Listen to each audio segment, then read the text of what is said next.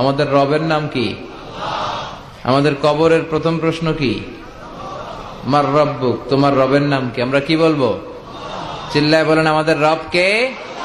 আল্লাহ আমারে রব, এই রবি। আমাদের রবের নাম কি? আমাদের কবরের প্রথম প্রশ্ন কি? মার রব্বুক, তোমার রবের নাম কি? আমরা কি বলবো? চিল্লায় বলেন, আমাদের রব কে? আল্লাহ আমারে রব, এই রবি।